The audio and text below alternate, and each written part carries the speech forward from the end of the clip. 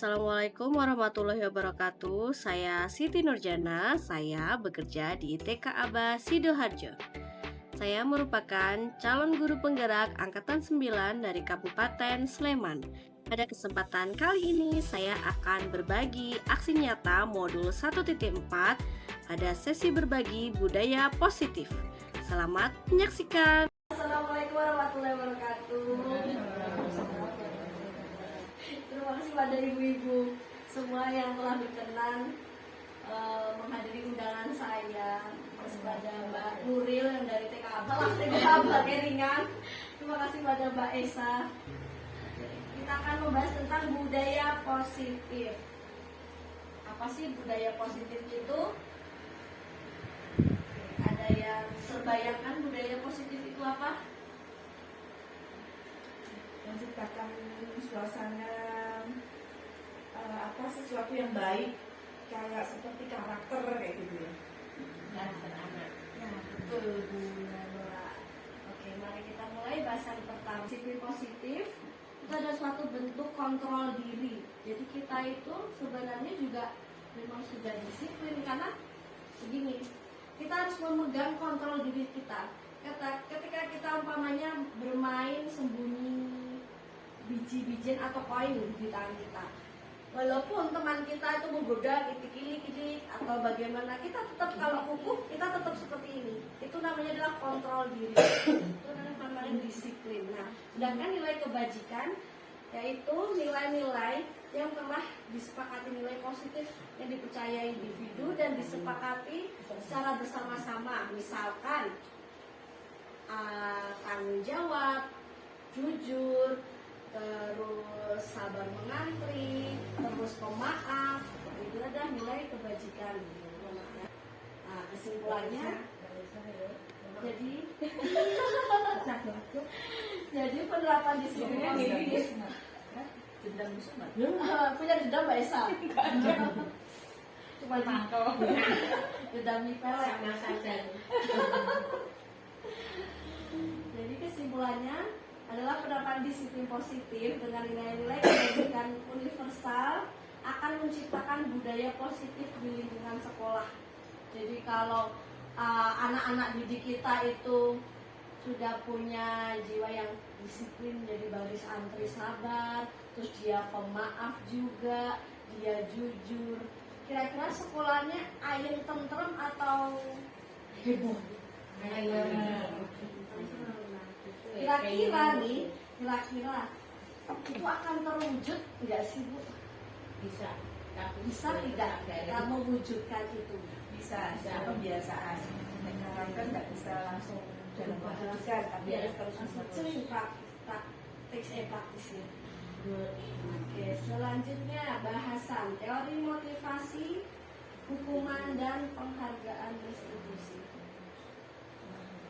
Teori itu ada 3. Ternyata teori motivasinya yang satu, dia termotivasi melakukan apapun karena ada hukumannya. Ayo contohnya seperti apa itu? Dan aku mulai dihukum, maka aku nganggo helm ben lagi Oh ya, oke, bisa. Terus kalau anak-anak sehari-hari, anak-anak kita sehari-hari contohnya seperti apa itu? Untuk menghindari tidak melakukan hukum. aku harusnya itu praktek supaya Guru nggak marah-marah. marah. Oh, berarti bukan Mana boleh pada tempatnya. Tapi saya nggak pernah. Aduh, hati-hati. Cuma agak tinggi. Gemes itu. Nah, bisa juga ini murid juga termotivasi untuk melakukan tindakan, misalkan saya harus pakai seragam warna kuning biar nanti tidak diejek teman. Itu kan juga termasuk hukuman juga ya, hukuman dirinya sendiri. Nah, motivasi yang kedua, anak itu, manusia itu karena ingin mendapatkan imbalan, jadi ingin bertindak ketika akan mendapatkan imbalan. Contoh sederhananya adalah kita sholat karena ingin mendapatkan pahala. Nah, ya enggak, bukan kita sholat karena kita ingin mendekatkan pada Allah. Itu udah beda. Kita sholat kenapa nggak stiker? Itu berarti motivasinya yang kedua. Mungkin ada tingkatan motivasi. Iya, iya, tingkatan motivasi. Nah, motivasi yang terbaik ternyata adalah di nomor 3, yaitu dia ingin menjadi orang yang diinginkan dan sesuai dengan keyakinan yang dia percayai. Jadi dia itu di sholat, karena aku ingin mendekatkan sama Allah, karena aku ingin tidak gelisah. Nah, itu motivasi yang terbaik yang nomor 3. Nah, sekarang kalau kita melihat ke anak-anak, motivasi anak-anak kita itu nomor 1, nomor 2, atau nomor 3? Kalau kelas dan 2. kalau kelas nomor 2, nomor 2. Nah, sekarang bagaimana caranya menggali motivasi ketiga itu?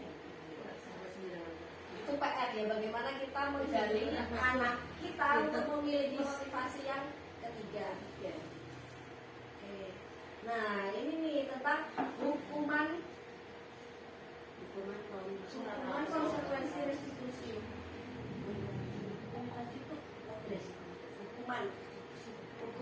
Hukuman itu paksaan, terus mendorong menyalahkan diri. Wah, benar-benar telat ya aku jadi menjebol.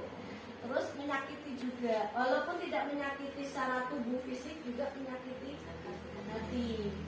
Dan anak belajar menyembunyikan masalah karena kan jadi takut untuk dihukum. Wah, nggak mau cerita, aku tadi gini.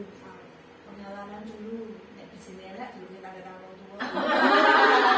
Iya, Jangan dibombok kita. Nah, dan hukuman itu juga kadang nggak nyambung sama kesalahannya. Misalkan tadi kan terlambat, tapi dulu pas produk kita kita sudah mengalami hukumannya itu lari lapangan, kan nggak nyambung.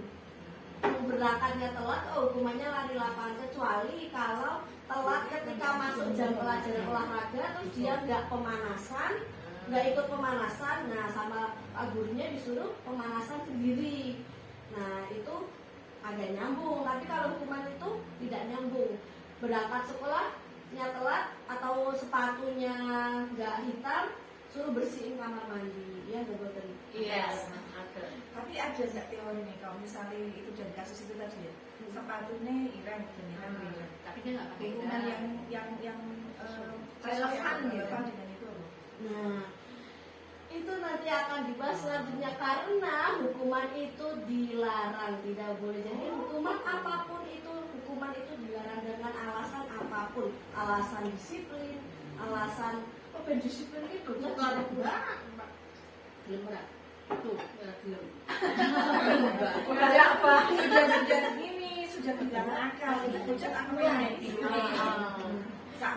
Besok ya ini mentalnya harus kuat. Aku dikonoknya betul. Bukan. Itu mantan mentalnya harus kuat tuh. Misalnya aku loh, sholat berangkat mau tahu kan, mau nanti, mau enak, saya mau aku. Lanjut teori dulu. Lanjut lagi konsekuensi. Ya, tadi kan hukuman itu ya benar-benar berdampak bagi kita, bakal trauma gitu. Ini betul. Ibu-ibu pada ingat kan hukumannya dulu ketika SMP atau SD pernah dihukum apa sama pak gurunya? Iya. Karena menyebabkan trauma itu menyebabkan jangka panjang. Walaupun hukumannya ya cuma bersihin kamar mandi, tapi itu benar-benar membekas di ingatan kita. Tapi yang ini sih hukuman Nah, terus kalau konsekuensi itu semacam respon stimulusnya dari kesalahan juga, tapi dia lebih ringan dari hukuman. Jadi ada kesepakatannya. Nah, misalkan tadi kan Danora bilang kalau sepatunya nggak hitam nanti dihukum apa gitu kan. Nah, itu bukan hukuman tapi kita buat konsekuensi. Misalkan sepatunya nggak hitam, nanti anak-anak jajak kesepakatan mau apa, mau pulang ganti atau mau membuat tanda tangan atau buat surat atau apa gitu, itu namanya konsekuensi. Dan ini Nah, kata mudahnya perjanjian. Jadi ada kesalahan, kamu melanggar peraturan, ada akibatnya itu sudah disepakati konsekuensi. Nah, itu tidak nyamannya untuk jangka pendek, hanya untuk itu kalau nggak jangka panjang kayak hukuman kita masih ingat hukum apa gitu. Nah, terus dari ini anak bisa belajar menaati peraturan dari konsekuensi itu. Jadi membuat konsekuensi. Nah, ini selanjutnya ada restitusi. Ini pemecahan masalah yang kalau nggak boleh hukuman terus diapa nih? Ini adalah restitusi. Restitusi itu tindakan untuk pemecahan masalah. Jadi ketika anak itu terlambat, kita nanti akan mengajak anak memecahkan masalah dia biar kamu tidak terlambat juga ngapain. Nah, nanti itu turunnya selanjutnya lagi. Restitusi itu memakai teori kontrol, jadi ada pilihannya juga. Terus mendorong disiplin positif. Terus dia juga menguatkan anak, jadi nggak ada efek sampingnya. Kalau tadi kan ada efek sampingnya menyakiti, terus rasa tidak nyaman. Kalau ini malah menguatkan. Dan juga anak belajar memecahkan masalahnya sendiri. Dengan belajar memecahkan masalah sendiri, dia akan ingat. Oh, jadi dari hati itu udah langsung ting, aku nggak bakal gini lagi. Karena dia sudah bisa memecahkan masalahnya sendiri. Oke, nah selanjutnya nih penghargaan itu, kalau jujur baru tahu dari ilmu ini, ternyata penghargaan itu pun tidak baik. Dihukum oleh penghargaan. Nah, satu, penghargaan itu tidak efektif. Penghargaan bersyarat dan menyebabkan ketergantungan, ya sesuai motivasi yang kedua tadi disambungkan. Jadi ketika mendapatkan penghargaan, aku akan bertindak.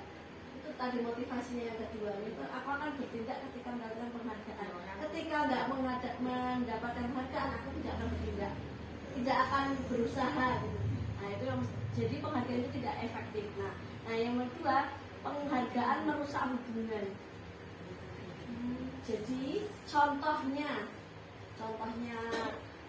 misalkan pulau ngelo bahasa Jawa Indonesia ini apa nih? Menimang-nimang dan pilih kasih sama satu anak saja. Misalnya oh bagus kok dia lemah gitu. Itu kan memuji, itu kan termasuk penghargaan. Nah, itu akan menyebabkan kecemburuan dan kecemasan. Misalnya pulau melo-melo bulur, beneran cantik banget. Kira-kira dia cemburu betul. biasa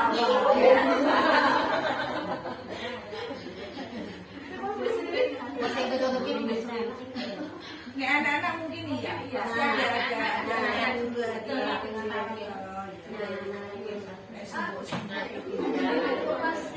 sepatu. Nah, kasih sepatu itu ternyata kita cemburuan. Ternyata itu penghargaan memang harus nggak sampai segitunya pilih sepi anaknya itu sok cerita dong, aku itu itu soalnya cerita orang salah orang salah orang nonton pulau ini bagus pak jenengannya ngerti karena sopo-sopo bisa nggak ada siapa-siapa kok masih kaki lanjut ke selanjutnya. Penghargaan mengurangi ketepatan. Jadi anak-anak itu kalau diberi, anak-anak lah kita aja kalau diberi penghargaan itu pasti kita mikir hadiahnya apa ya? Misal kita senang gitu ya, kayak ono sepeda, awes seragate kayak gerakan instrukturnya mau ngene ke begini, ya enggak, mesti ono sepeda, ono mesin cuci. Nah, apa itu sendiri ya? Jadi nggak fokus sama apa yang akan dilakukan, malah fokusnya sama penghargaannya, hadiahnya. rasa anak lomba lombanya rasa sama surprise Oh, mereka suka. kalau misalnya nilai gimana mbak? Nilai itu Misalnya kan dia sudah mengerjakan tugas, dikasih nilai benda tak kasih nilai cap. Kalau yang bagus ya kasihnya mungkin lebih banyak sudah. oh, harus tingkat Boleh nggak?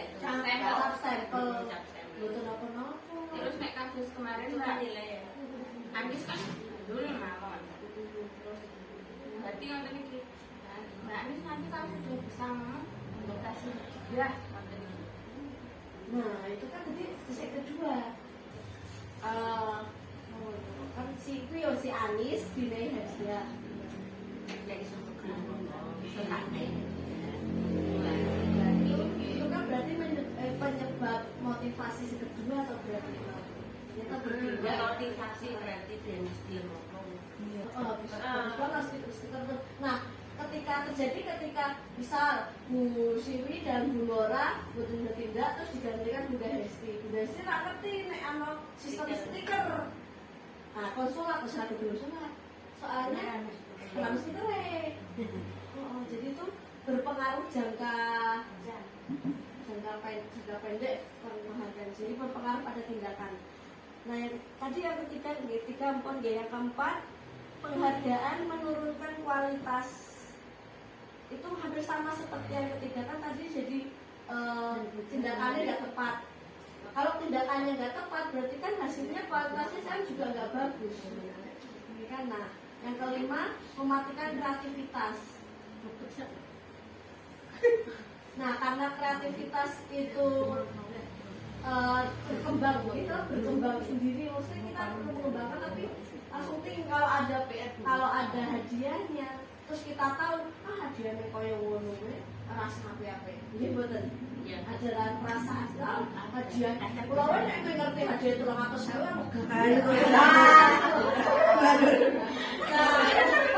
itu mematikan kreativitas penghargaan itu. Nek lomba-lomba kan saja ya. Negara mana gitu itu memang tidak ada lomba-lomba. Jepang atau enggak? Untuk dari anak kecil pun tidak ada perlombaan karena itu mungkin ini jadi apresiasi. Kayak membandingkan pendidikan itu kan sudah ada apresiasi, bukan lomba tapi berapresiasi. Ini awak ini ngomongin sebenarnya lomba karena sudah tertanam dari masa penjajahan. Iya, berlomba-lomba dalam kebaikan tadi berapresiasi.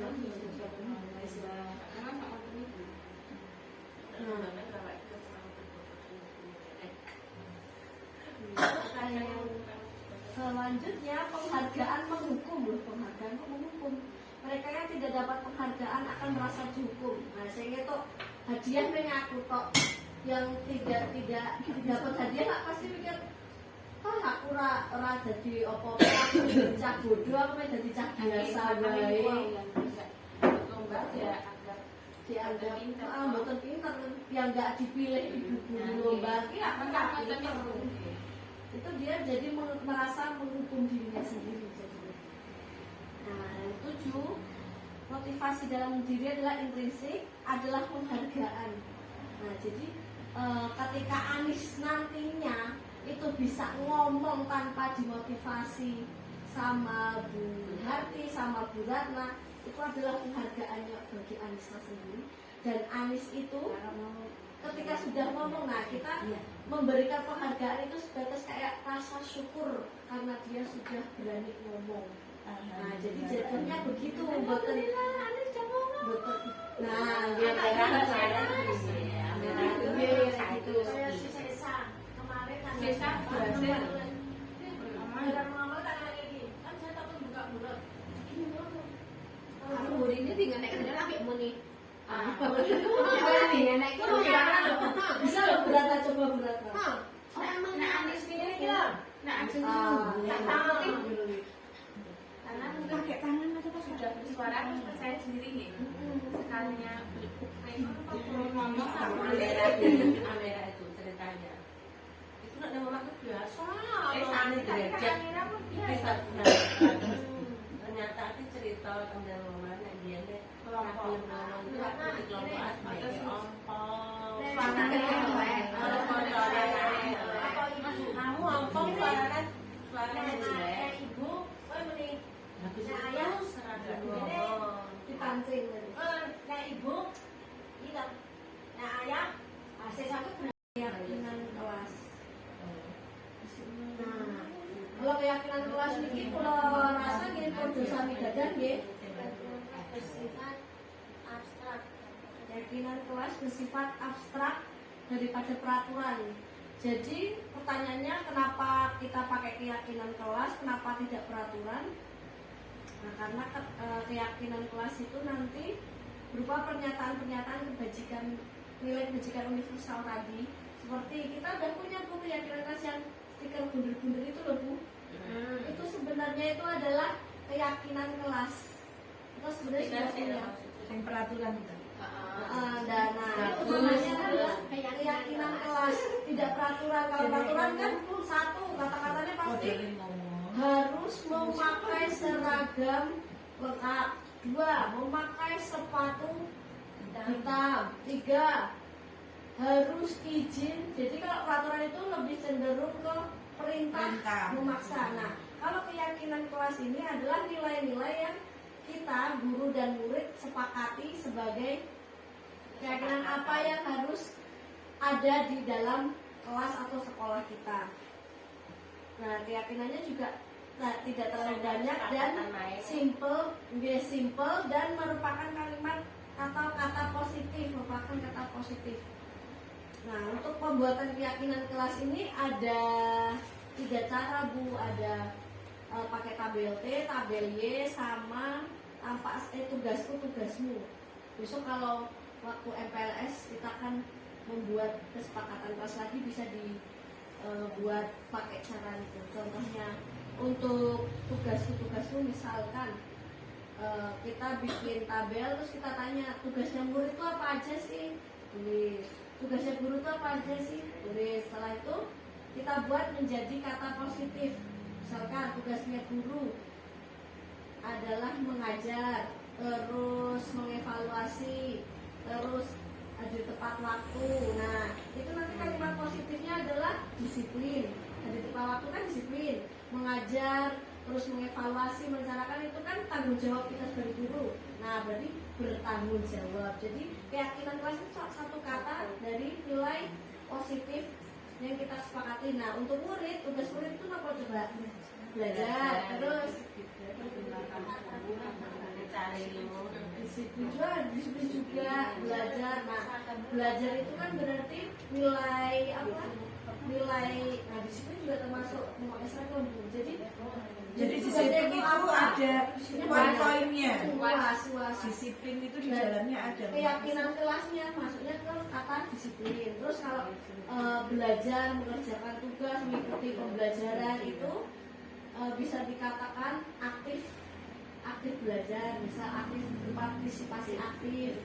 Nah, itu boten keyakinan kelas itu boten peraturan seperti tadi, dilarang lari-lari di kelas, terus minum harus izin. Nah, masukin yang termasuk itu yang kesepakatan main itu. Nanti itu keyakinan kelas itu Bu, itu sebenarnya keyakinan kelas. Jadi seperti minta izin ketika minum, ketika ke toilet. Nah, itu bisa menjadikan keyakinan kelas seperti menghargai orang. Kan harus izin dulu, sopan santunnya harus izin dulu, harus ngomong. Itu termasuk keyakinan menghargai gitu. Berarti ini peraturan yang mau masuknya di disiplin. Disiplin. Jadi itu adalah keyakinan kelas, disiplin. Nek dia mengembalikan mainan, merapikan apa, menyimpan tanggung jawab. Ya, nggih. Ini pun Mbak Hesti. Langsung tanggung jawab. Coba kayak guru TK. Jadi jadi guru TK. poin-poin intinya di dalamnya ada. Aku mau paling Mbak Hesti masuk esok sama sepatu papat ning kantor kuning-kuning. Oh, ini akan Devan akan mengembalikan buatan turun, buatan tak kembalikan. Ayo dikembalikan. Oh, Niko nggak mau. Di sana nanti hilang nggak tanggung jawab. Buatan tak kembalikan. Kamu harus bersama separtner nih, ini semua Kalian dipaham. ini Biasanya harus biasa makan, biasa. padahal yang ngablak itu kan kebetulan para aku Mbak Neni kan guru Bu Hesti. gurunya Bu Hesti. Mbak Neni kemarin guru Bu Hesti. Nek anaknya guru orang pernah diajar yo serodok piye to. Gurunya Mbak Hesti.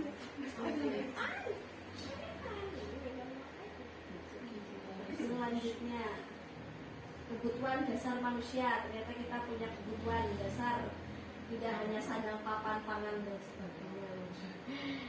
Nah, itu ada 5.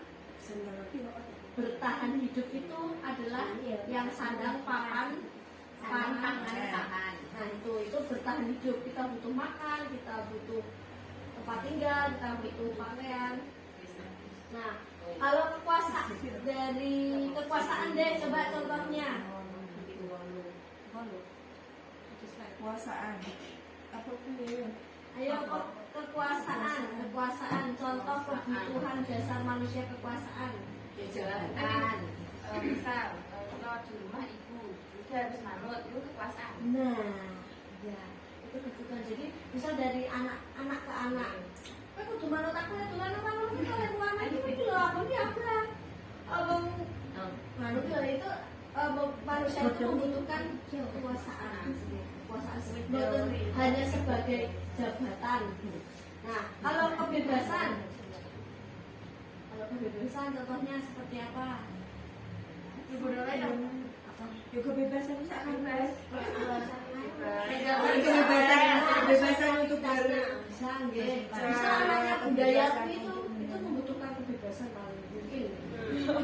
Salah terus. Rumah juga kan Nah, bisa jadi. Itu yang Mas Dian itu ya ibunya cerita katanya kalau di rumah itu bermainnya cuma sama adik. Nggak punya jadi maaf bunda walau di luar dari rumah itu seperti cucul gitu. Nah, itu masuk ke dalam kasih sayang dan rasa diterima. Jadi dia kasih sayang itu nggak cuma dari guru atau orang tua. Jadi jarang main sama teman supaya di luar Kan nggak merasa diagami orang di konco. Jadi ternyata seperti itu kasusnya. aku juga nggak punya kekuasaan. Apa ya kayak tapi dia nggak pernah mengenal aku cuma sampai sekarang yuk ayo bersama-sama anak-anak itu. Ternyata apa itu anak-anak saya seperti itu tuh ada sebab akibat. Mas Habib itu di rumah jarang sama orang tuanya, jarang full sama mbahnya. Berarti Jadi sama mbahnya itu kan saya taunya mek nyayang, pun apa diparingi, ngerti nih meneng, dolan sih penting meneng gitu. Jadi dia itu bebas, enggak apa ya, tidak tahu sebenarnya nek bukan kurang, enggak tahu aturan. Penting meneng. Nah, Itu yang Mas Habib seperti itu. Setiap permasalahannya anak kita tuh sebenarnya itu di belakangnya itu ada penyebabnya itu apakah kebutuhan dasarnya ini tidak terpenuhi ataukah motivasinya yang tadi 3 itu tadi nomor 1 atau nomor 2 itu ada sebabnya. Iya, nek Mas Dian saya belum Jadi- ngerti orang tuanya. Jadi bener kalau kita nggak boleh mengejudge terus melabeli kok ini nakal, ini apa Pak nutuk? Itu kan termasuk mengejudge. Padahal di belakangnya itu udah ada sebabnya dari kebutuhan dasar itu. Buyan nih ayo. Ya buyan nih kalau apa? Ayo. Kami ya Rami, nek kana kancane. Ayo. Langsung aja. Kok kami kok apa yang ngono kuwi? Saibu kok itu ya sanyudi kok. Heeh.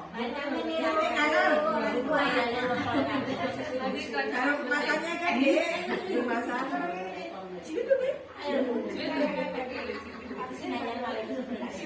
Diskusinya mulai piye? Apa nih? Jenengan enggak piye? Kalau Ini enggak boleh nakal, kamu kan nutuk ya piye? Heeh, nek misalkan nutuk kan nutuk. Ada kan mesti ngono to. Ya Allah, mana baloknya.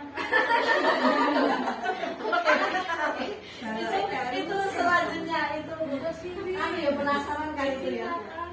Kalau setelah belajar ini jadi langsung ketika itu terjadi itu langsung ingat oh nggak boleh ngejudge dulu.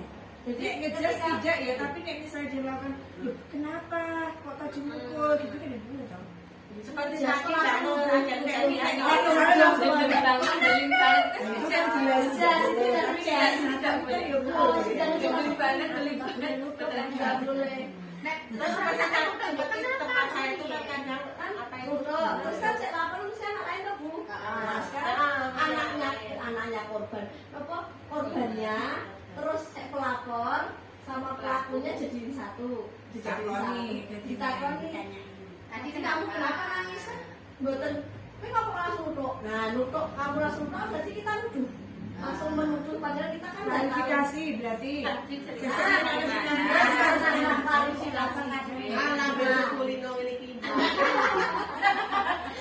Ayo lanjut. Ya. Itu seru ya. Nah ini posisi kontrol. Sekarang kita posisi kontrol ada 5. Penghukum, menggunakan hukuman fisik, membuat merasa bersalah, menggunakan keinginan, jadi sok lemah lembut, membuat anak itu terus merasa tidak nyaman dan dia itu merasa bersalah. Maksudnya dia Mbak kok menggunakan keheningan? Ada orang kayak baik, Bukan, maksudnya lemah lembut kalau hukum langsung tidak tahu. Gitu. Nah kalau merasa bersalah, tenang Bu, omongan pembicaraan itu tenang. Apa kamu nggak kasihan sama Bunda? Bunda tuh udah nyiapin kayak gini banyak loh, udah semalaman loh. Masa kamu berantakin? Nah kan terus bisa jadi merasa bersalah. Dia nggak tahu. Terima kasih. Udah diberesin. Tami, terima kasih.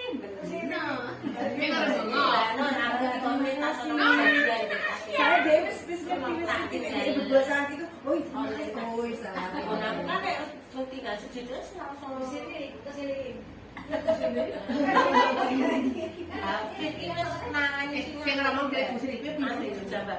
Orang masalah. Lanjut ya. Lanjut. Oh, sekolah ada kanser.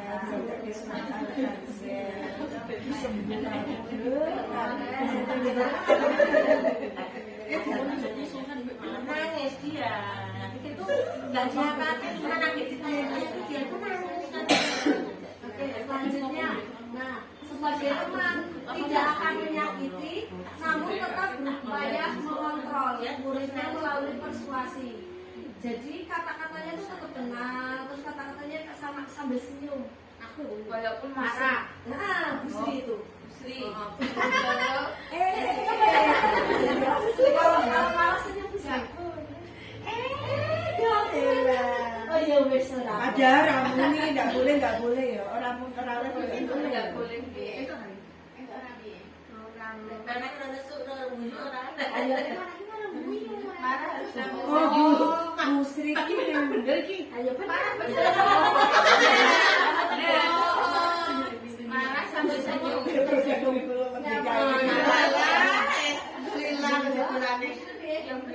yang benar. Yang benar.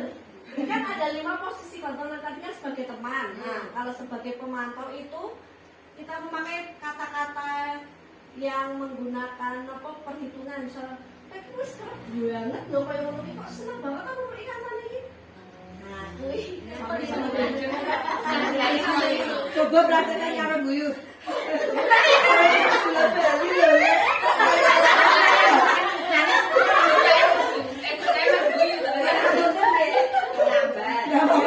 Saya mau izin Bun.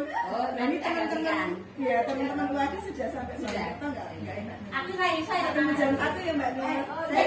Mana dong Sri ya Bu Sri dong. Iya dia akan jadi sok nganu terpancing kok. Karena sudah kesel, terus kesel Mbak. Maksudnya lagi kan mendengar dia gitu. Saat ini setiap hari mendengar toh. Nah, Kami kan anten gitu. nanti Bilang mah malah betul. pertanyaannya mana yang terbaik? Soalnya tahu yang lain bener sama Marah harus jalan. Kalau marah kalau marah sambil tersenyum itu adalah posisi kontrol sebagai teman. Nah, untuk yang baik itu dari 5 itu yang mana? Manajer. Nah, yang manajer. Dari Pakai batu kondisi yang ini terbaik adalah yang manajer, yaitu mengajar. Jadi kita kalem terus mengajak anak-anak itu untuk mencari solusinya dari masalahnya dia. Jadi nggak mau gimana? Kamu kayak gini kamu tahu kan? Terus kamu mau gimana? Jadi kalem, betul Setelah pensil semua mau. Nggak terus bergerak nggak mau.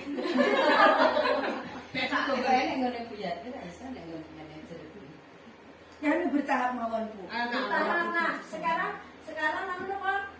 Jujur-jujuran. Dari 5 itu posisi manakah yang sudah yang memang selalu di situ? Nek kulo jujur. Nek kulo pernah menjadi pembuat merasa bersalah. Kulo pernah. Nggih, kulo jujur pernah. Fahmi ya. Teman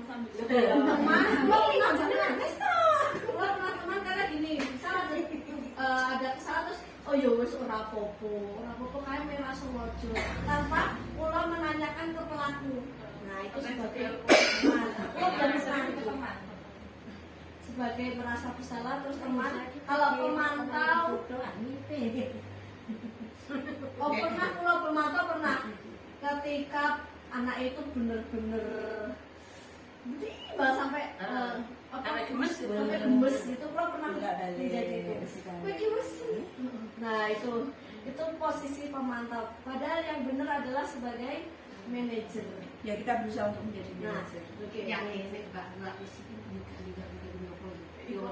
Kadang teori gini sangat mudah diam, tapi untuk praktek menghadapi situasi dan kondisi lain. Betul. Nek diberangkat ya loh. Nek berantakan itu untuk menjadi manajer dia coba. Mungkin waduh mainnya. Manajer ini. Coba teman-teman nek niku memang udah kula praktekkan. Karena kan mungkin anak kula yang memang sudah besar nggih. Teman-teman coba kita lihat kelas kita. Bagus nggak dilihat? Kalau kan jadi Kelompok A sudah. nah itu sudah sebagai manajer. Aku sudah manajerku. Tapi Kan rumah kita 1, 2, 3 itu sudah pernah dilewati. Kalau 1 bedanya. 1 enggak ya 1. Kalau 2, 3 Verbal ki. Itu masih verbal tahu. Verbal omongan toh. nah hubungan fisik loh. Ya jangan lah. Mas, kenapa Mas? Jangan video tapi ya udah fisik. Mas. Ayo, kan korak. Ayo bisa ngopi aku. Busri tahu saya pun di busri kok kayak busri itu main senyum-senyum enggak. Tahu saya. Terapan disiplin positif restitusi. Salah satu program yang dikembangkan adalah 5 posisi kontrol. 5 posisi kontrol dalam restitusi Langsung videonya aja ya. Aku mau bilang aku. posisi salah tersebut. Nah ini posisi penghulu. Contohnya begitu. Gini. SD ya ibaratnya SMP. Kan itu diterapkan dari TK sampai SMA gitu. Dari SMA. TK atau Jadi cuma contohnya saja. Selamat pagi Bu. Nah, langsung membeli. Makanya itu Kamu deh pasti terlambat. Maaf Bu, saya Apa? Apa coba? Alasan kamu apa lagi? Kapan sih kamu tidak terlambat? Iya, Malas sekali ya kamu jadi anak. saya Dasar pengalaman.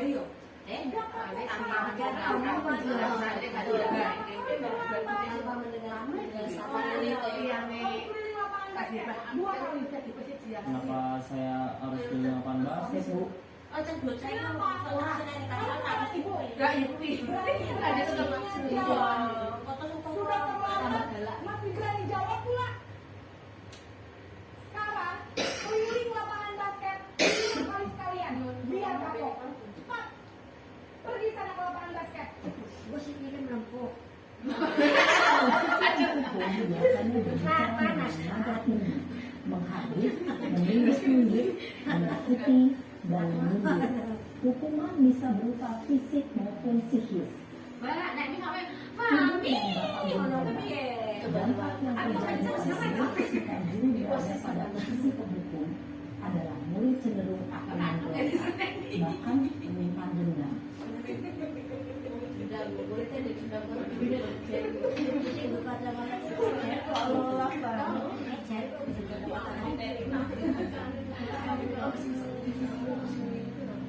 sing mau pertama pengen barengnya.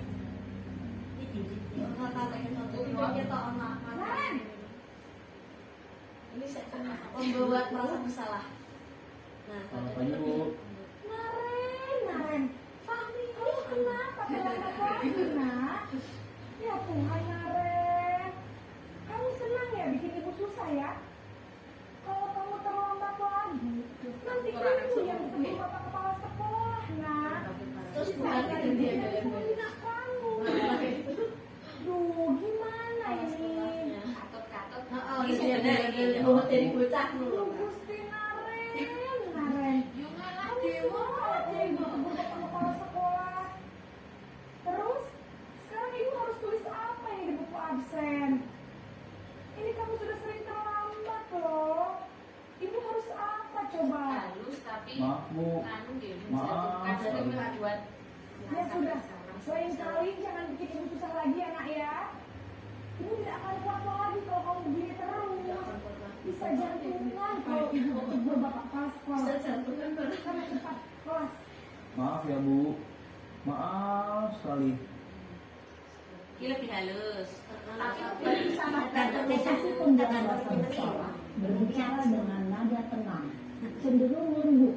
Namun kata-kata yang diutarakan membuat murid merasa menjadi orang yang gagal, memandang buruk dirinya sendiri, merasa tidak berharga, dan tidak sanggup membahagiakan orang lain. Ketika guru mengambil posisi pembuat rasa bersalah, murid akan menganggap dirinya yang bersalah dan ia akan menyimpan emosi negatif tersebut di dalam dirinya. Acting ini bener ya, acting. Nah, ini posisi teman. Orangnya sama tuh kan? Orangnya sama. Ini kasus kok Bu. contoh kasus yang kita hadapi gitu. Naren,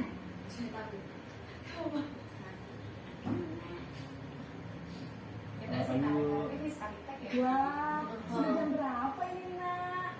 Terlambat lagi ya saya. Iya bu, habis ibu saya lupa membangunkan saya bu.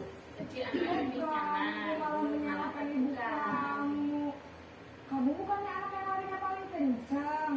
Kok terlambat sih? Iya bu, saya memang terlambat bangun tadi. Jadi biarpun saya lari kencang, tetap nggak kekejar bu. Ya sudah sana. Nanti lain kali larinya lebih kencang lagi ya. Biar gak terlambat lagi. Bikin seneng ibu. Demi ibu. Bisa kan? Bisa lah bu. Ya sudah sana masuk kelas. Ibu beresin urusan absen kamu. Kamu ini ada-ada saja. Dalam posisi teman, guru berbicara dengan nada suara ramah, akrab, cenderung bersenda gurau untuk menjaga suasana tetap santai. Murid akan merasa senang, aman, dan akrab dengan guru. Identitas yang tercipta adalah identitas sukses atau berhasil. Namun, perlu diingat, karena ini masih dorongan eksternal, maka ada faktor ketergantungan dari murid kepada orang tertentu. Di sini guru absennya, sehingga di lain waktu murid bisa berperilaku baik, namun hanya kepada orang lain tentu saja.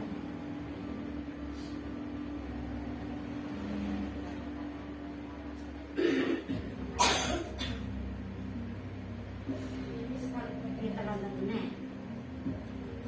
Iya. Contoh-contoh yang lebih baik. Selamat pagi bu. Naren, apa peraturan sekolah kita tentang jam berapa kita harus masuk sekolah, nak?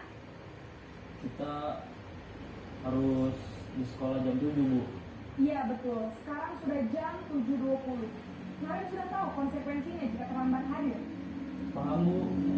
Saya harus tinggal kelas pas jam istirahat selama 20 menit. Iya benar, konsekuensinya demikian. Jadi nanti jam 9.30 pas istirahat untuk belajar. Baik bu, terima kasih. Posisi manajer adalah posisi kontrol yang disarankan untuk membimbing murid memiliki sikap disiplin yang positif, yaitu murid yang mandiri, bertanggung jawab, dan dapat memecahkan masalah. Tujuan dari posisi ini adalah agar murid dapat berefleksi atas tindakannya. Guru akan dengan tulus memberikan pertanyaan-pertanyaan bermakna, sehingga membuat murid dapat belajar dari kesalahannya dan mencari sebuah solusi untuk menyelesaikannya. Ibu dan Bapak guru hebat, setelah mengamati adegan kelima posisi kontrol tadi, kira-kira posisi mana yang paling ideal? Posisi mana yang dapat menunjang motivasi intrinsik murid? Ya, tentu posisi manajer. Posisi ini memang posisi ideal yang ingin dituju setiap pendidik. Pada posisi inilah, guru dapat menerapkan disiplin positif dan berpihak pada murid, yang memerdekakan murid. Perjalanan seorang pendidik tentunya tidak mudah untuk sampai pada posisi seorang manajer. Namun, tujuan kita pasti, yaitu menciptakan murid-murid yang mandiri, merdeka, dan bertanggung jawab. Semoga penggambaran 5 posisi kontrol yang telah diperlihatkan ini dapat menjadi ajang refleksi bagi kita semua, agar dapat terus mengasah dan menerapkan disiplin positif yang memerdekakan murid. Mari terus berlatih dan bersemangat. Selamat menerapkan. Salam dan bahagia Ibu dan Bapak guru hebat. Selanjutnya, nah, segitiga restitusi untuk menghadapi masalah anak-anak kita tadi ya, misal kayak pukul-pukulan.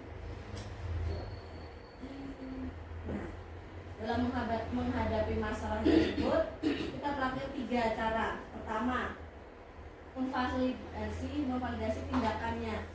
Jadi, ketika misalkan Mas Dirga memukul Rani, kita sebagai guru itu memanggil Dirga, terus tanya, Mas Dirga, tadi kamu ngapain kok Mbak Rani nangis? Bukan, Mas Dirga kamu tadi mukul Rani ya? Nah, beda kan antara mau langsung ngejudge, kamu tadi mukul ya, padahal kita nggak tahu itu bener mukul atau apa gitu. Itu adalah validasi tindakan yang salah.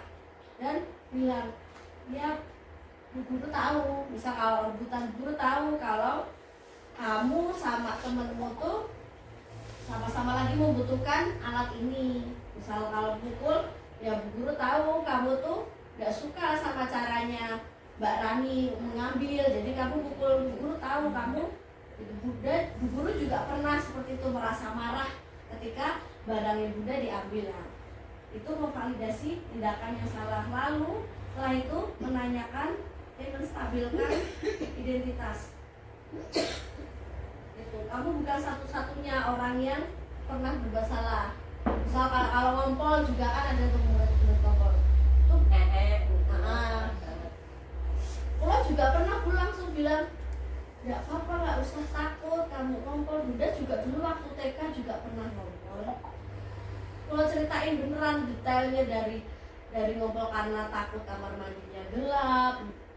Itu untuk menstabilkan, jadi anak itu dari rasa marahnya, dari rasa takutnya, dari rasa sedihnya itu biar bisa stabil dulu. Nah setelah itu lanjut ke menanyakan keyakinan kelas yang kita sudah buat tadi di awal. Kira-kira kalau kamu begitu, kamu tidak seperti yang video yang tadi, kira-kira kalau kamu begitu lakukan itu sesuai tidak sama keyakinanmu di kelas, sesuai tidak sama keyakinan seperti itu. Contohnya videonya sudah ada seperti di posisi kontrol tadi. Nah tapi ini saya juga sudah membuat kemarin sama Mbak Aisyah.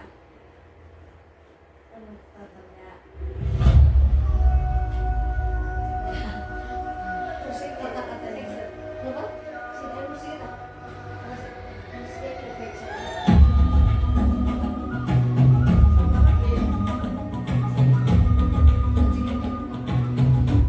Assalamualaikum warahmatullahi wabarakatuh. Saya Siti Nurjana, bekerja di TK Aba Sidoarjo. Saya adalah calon guru penggerak angkatan 9 dari Kabupaten Sleman. Pada kesempatan kali ini, demonstrasi kontekstual modul 1.4, saya akan memperagakan segitiga restitusi. Berikut adalah skenario dari kasus 1. Silakan duduk Mbak Esa. Ada apa Mbak Esa? Kok kamu seperti habis menangis? Aku kayaknya saya salah ngomong papaku sama Mbak Sia nggak boleh. Tadi baloknya tak laptop sampai aku jatuh. Oh Oh begitu, sekarang Bunda tanya, itu balok punyamu atau Mbak Zia? Punya sekolah. Bunda mengerti Mbak Aisyah dan Mbak Zia sama-sama ingin bermain balok. Dan Mbak Aisyah tahu kan jumlah balok di kelas kita tidak banyak. Kira-kira kalau berebut seperti tadi, sesuai dengan kesepakatan main di kelas tidak? Tidak, Bunda. Lalu sesuai kesepakatan main yang mana? Bermain bersama dan minta maaf. Alhamdulillah Mbak Aisyah sudah tahu. Nah sekarang apa yang mau Mbak Aisyah lakukan untuk Mbak Zia dan agar kejadian tadi tidak terulang lagi? Nanti aku meminta maaf ke Mbak Zia. Besok lagi kalau aku mau tidur, bilang dulu.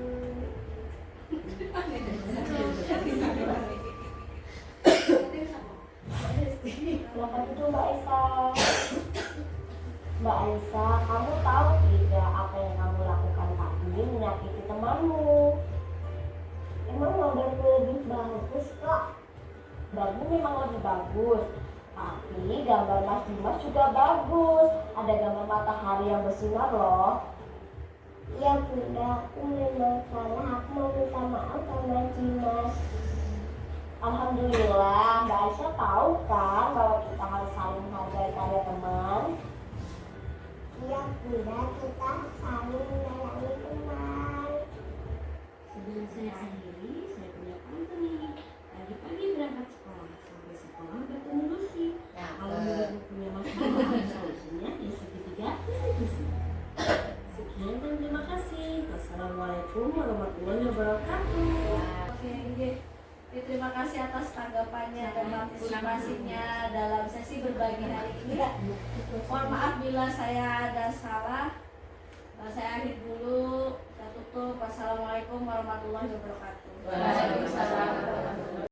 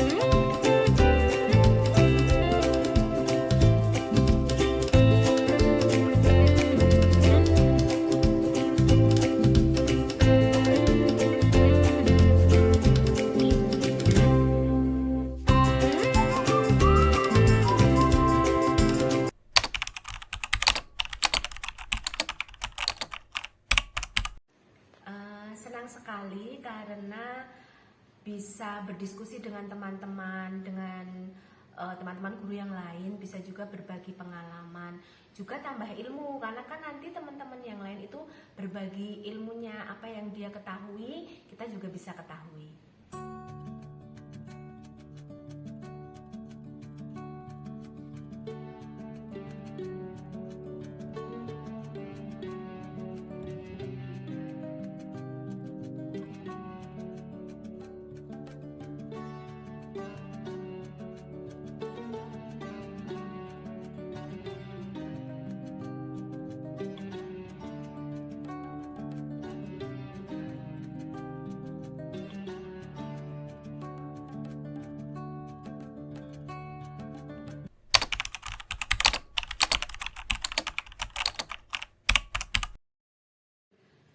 Yang menarik adalah tentang segitiga restitusi.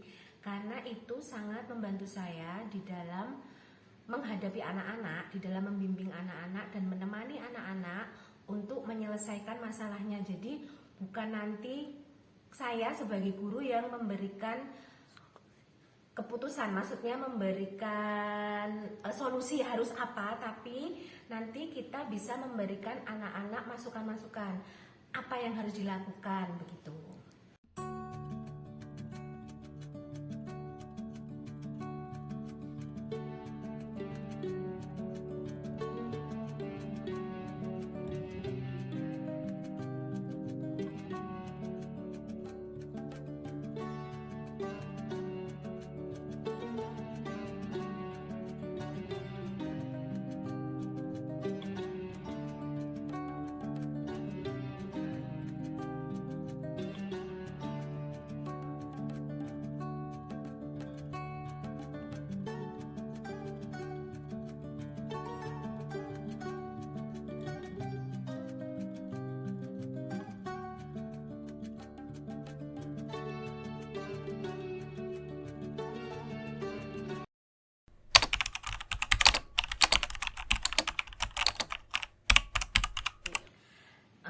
Saya jadi tahu bagaimana harus menghadapi anak-anak dengan lebih baik, terutama anak-anak yang ada masalah, mungkin masalah dari rumah atau memang masalah di sekolah dengan teman-temannya.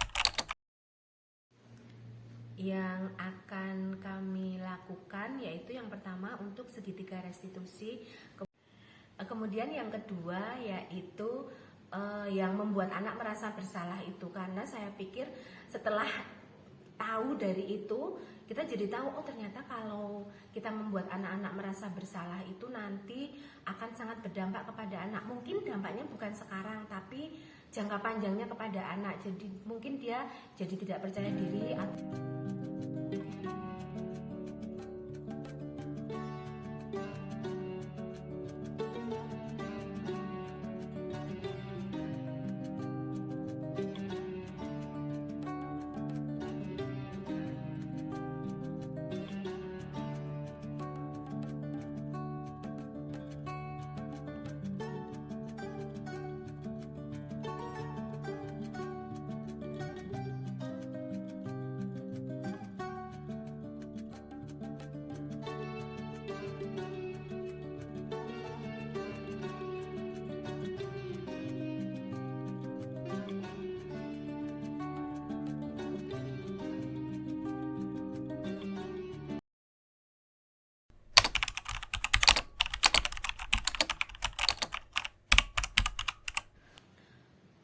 yang harus ditinggalkan yaitu yang pertama sebagai penghukum untuk anak-anak, karena kan kadang-kadang kita sebagai guru masih sering ya, misalkan anak-anak berbuat kesalahan apa gitu nanti ada hukumannya gitu.